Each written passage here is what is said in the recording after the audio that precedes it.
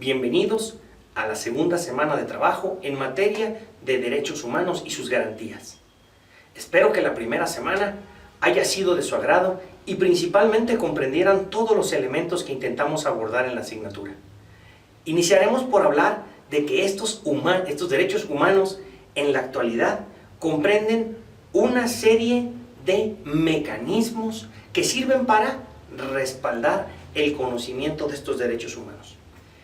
Hay que reconocer que, como ya se ha venido platicando, la evolución de los derechos humanos pasó desde una concepción meramente, etérea, a una materialización en los tratados internacionales y las constituciones políticas, en las partes dogmáticas de las constituciones políticas. Desde esta perspectiva, se hace importante comprender que los derechos humanos, dentro de que se encuentran completamente o deben encontrarse completamente garantizados en el sistema del derecho interno y de derecho internacional, también pueden existir mecanismos por medio de los cuales se puede presentar la suspensión de estos derechos. Desde esta noción, tenemos que partir de que la suspensión de los derechos humanos debe encontrarse limitada. Para ello, será importante comprender algunos elementos relativos a las facultades del Estado.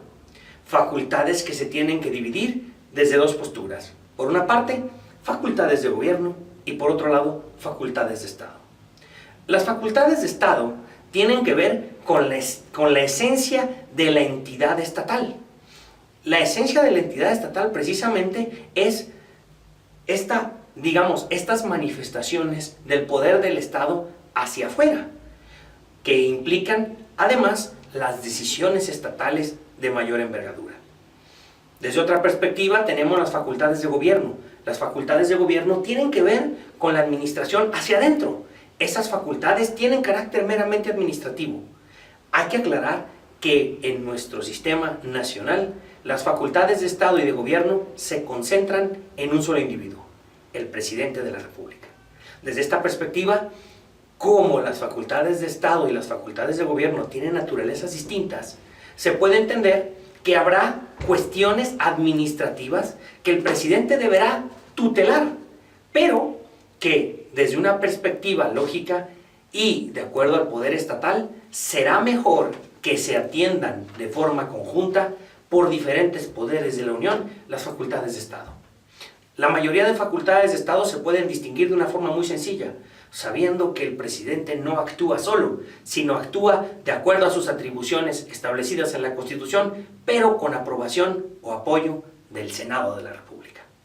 En este caso, uno de los elementos importantes en materia de Estado es la suspensión de estos derechos.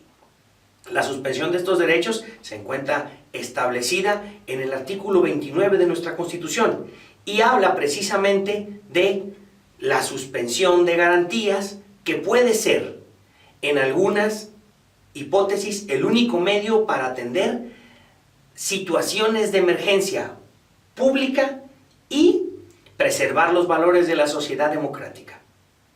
¿Por qué? Porque habrá momentos en los que sea necesario suspender algunas de las garantías, algunos de los derechos que el gobernado le asisten o que al gobernado le asisten para poder entender la naturaleza o poder atender la naturaleza de un problema de envergadura descomunal. Hablemos, por ejemplo, de un problema orientado hacia la seguridad pública. Hablemos, por ejemplo, de un problema como un desastre natural. Hablemos, por ejemplo, de un problema que tenga que ver con la intervención del Estado y los elementos del Estado. Esta clase de problemas tendrán que acudir o tendrán que ser atendidos desde una perspectiva de Estado y partiendo con algunas limitaciones. Primero, las autoridades involucradas, que serán aquellas autoridades que puedan hacer esta suspensión y, sobre todo, atendiendo ciertas circunstancias de tiempo, modo y derechos. ¿Por qué de cierto modo, tiempo y derechos? Porque será por un tiempo determinado, será de modo general y, sobre todo, se suspenderán solamente un catálogo de derechos que la propia Constitución establece. Para ello, tendremos que analizar el artículo 29 constitucional que nos permitirá identificar cuáles son aquellos derechos que se pueden suspender, bajo qué condiciones y sobre todo, reconocer que el Senado, o en su defecto, qué autoridad podrá hacer la suspensión de este estado de excepción cuando el presidente decida decretarlo, para evitar que esto se vuelva una dictadura. Les recomiendo que analicen el artículo 29 constitucional y, nuevamente, quedo a su disposición en el foro de asesorías. Cualquier duda, será un placer responderla. Gracias.